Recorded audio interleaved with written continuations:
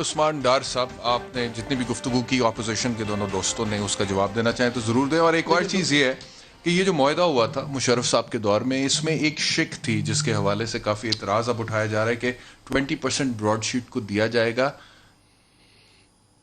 چاہے ان کی انوالومنٹ سے ریکوریز ہو رہی ہیں یا وداؤٹ انوالومنٹ. یہ تو جے آئی ٹی نے ڈسکوری دیکھیں دو تین چیزیں. ایک یہ چیز سر، ایک یہ چیز، دوسری چیز ٹرمینیشن کہ ٹرمینیٹ نہیں کر سکتی نیب، لائف ٹائم ایک معاہدہ ٹرمینیٹ نہیں کر سکتی. دیکھیں یہ آپ نے تو وہی بات ہوئی نا کہ پوٹینشیل ریکوری پہ ہم دے رہے ہیں، جو ریکوری ابھی تک ہماری جیب میں نہیں آئی ہے اس کا کمیشن ہم دے رہے ہیں. دیکھیں وہ کیوں دیا اس پہ بات کر لیتے ہیں. دیکھیں دو تین بڑی امپورٹنٹ چیزیں. ایک آپ نے خود ہی کہہ دیا معاہدہ کوئی پرائم منسٹر عمران خان نے نہیں کیا، ہماری حکومت نے کیا، کمزور معاہدہ تھا، جو بھی تھا اس کے ذمہ دار جنرل مشرف ہیں، اس وقت کی نیب ہے، جو کچھ بھی ہے. دو تین چیزیں بڑی دیکھیں دو تین چیزیں. ابھی تو انکوائری پروسیجر شروع ہوتا ہے، پھر دیکھتے ہیں کس کا کیا کیا رول ہے بیچ میں. سب کے کردار رول قوم کے سامنے میڈیا کے سامنے رکھیں گے. دیکھیں دو تین بڑی امپورٹنٹ چیزیں یہ ہیں.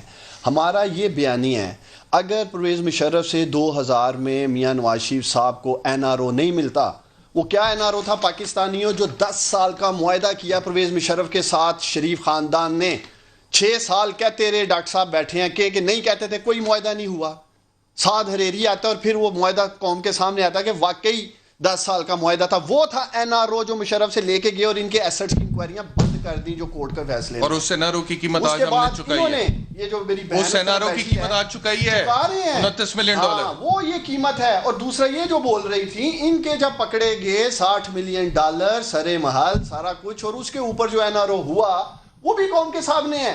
یہ وہ 2 این آر او ہیں پاکستانیوں جو آپ لوگوں کو تقریباً 5.5 ارب روپے کے پڑے ہیں. میں مانتا ہوں آپ کا ٹیکس کا پیسہ ہے، لیکن ان دونوں کے لیڈرز کی این آر او کی قیمت ہے. اب آپ کہہ رہے ہیں ہم نے دیا کیوں ہے؟ وہ اس لیے دیا ہے کہ پر ڈے اس کا سود تقریباً 5000 پاؤنڈ کے قریب پڑ رہا ہے. وہ بھی کوئی پاکستانی میرا خیال ہے بن رہے ہوں گے کوئی 10 لاکھ روپے 15 لاکھ روپے کے قریب. تو یہ تو حالات ہیں. ہونا کیا تھا اگر ہم نہیں دیتے نا، 5 سال بعد یہی $30 ملین ہونا تھا، $60 ملین. انہوں نے کہہ رہا ہونا تھا یہاں بیٹھ کے یہ کیوں نہیں دیا تھا آپ نے جب 30 تھا. وہ روزانہ سود پاڑ رہا تھا. میں 2 باتیں قوم کے سامنے رکھنا چاہتا ہوں. یہ کہتے ہیں کہ ہم نے ڈکیٹی نہیں کی. حدیبیہ پیپر مل کی طرف میں قوم کو لے کے جانا چاہتا ہوں.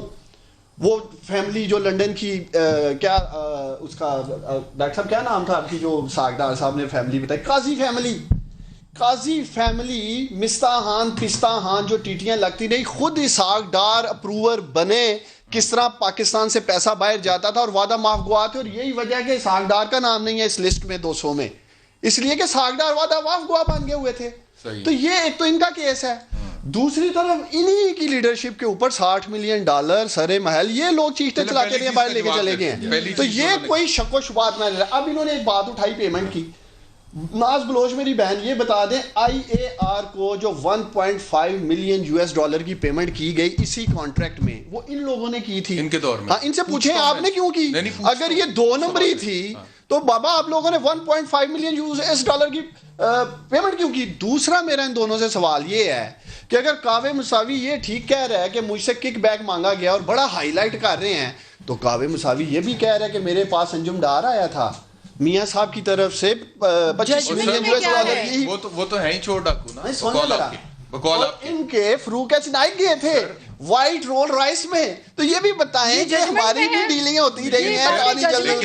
آپ تو کہتے ہیں نا آپ کے بقول آپ کے وہ چور ڈاکو ہیں، ان کی طرف سے کوئی گیا $25 ملین کی آفر لے کے، زرداری صاحب کی طرف سے گیا. آپ کی طرف سے کون گیا $1 بلین کے 20% میں 50% کٹ آپ بڑے میرے بھائی مسعود بیٹھ کے کہہ رہے ہیں ہم نے کوئی چورا چکاری نہیں کی، ہمارا نام ہی کوئی نہیں ہے، ہماری لیڈرشپ نے کوئی ڈاکے نہیں ڈالے. مانتے نا؟ نہیں ہم نہیں مانے. میں ثابت کر رہا ہوں. صاحب کا اپنا سٹیٹمنٹ ہے، انہوں نے کہا $1 بلین ٹرانسفر ہوا ہے. میں آپ سے کہتا ہوں عثمان ڈار جھوٹ بول رہا ہے، اسحاق ڈار بھی جھوٹ بول رہا تھا.